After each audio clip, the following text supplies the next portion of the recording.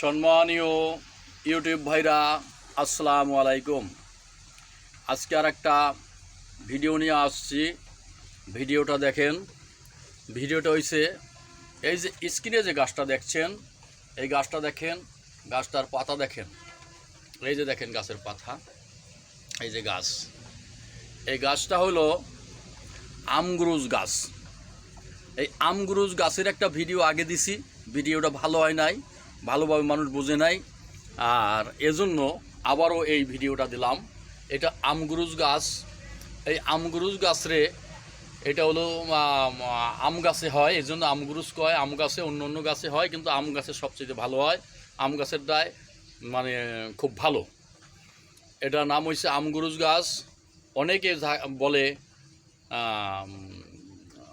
গুলংচুলতা, গুলংচুলতা বলে অনেকে। এটার গুণাগুণ হয়েছে যাদের রাত্রে জ্বর হয়, জ্বর কোনো প্রকার কমে না, এই জ্বরের জন্য এই আমগুরুজ গাছটার লতা খাবেন।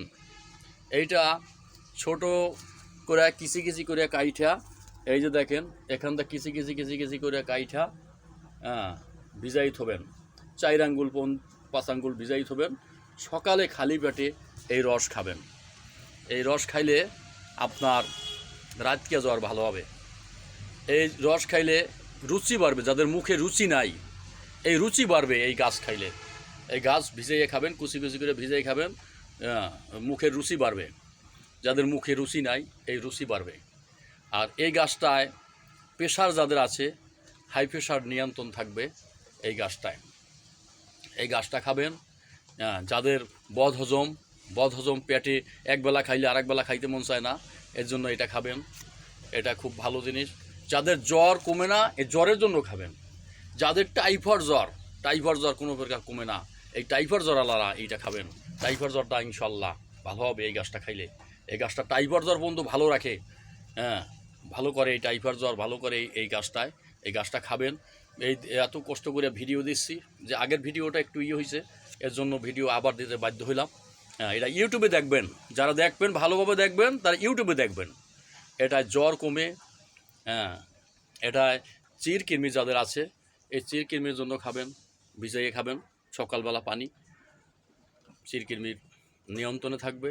অনেকের চিরকৃমির কারণে অনেক সময় পেট হজম দিয়ে থাকে, দিয়ে থাকে, এজন্য এইটা খাবেন। তো এটা খাওয়ার নিয়ম হয়েছে 4 থেকে 6 আঙ্গুল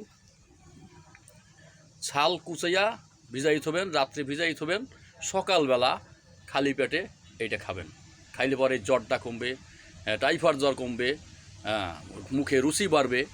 মুখে রুচি বাড়ার জন্য এটা খুব আবার অ্যালার্জির জন্য অনেক দূরত্ব কাজ করে। অ্যালার্জির জন্য এটা খাবেন। কিন্তু এটা হচ্ছে তিতা, এই তিতাটা একটু খাবেন, কি লেখাই হেলাই দেবেন সকালবেলা, খুব সুন্দর। এর জন্য এই ভিডিওটা দিলাম আজকে। আবার এই ভিডিওটা আপনারা ইউটিউবে দেখবেন, লাইক দেবেন, সাবস্ক্রাইব দেবেন। এর জন্য আজকের জন্য এই ভিডিওটা শেষ করলাম। খোদা হাফেজ। আসসালামু আলাইকুম রহমতুল্লাহি ওয়া বারাকাতুহু।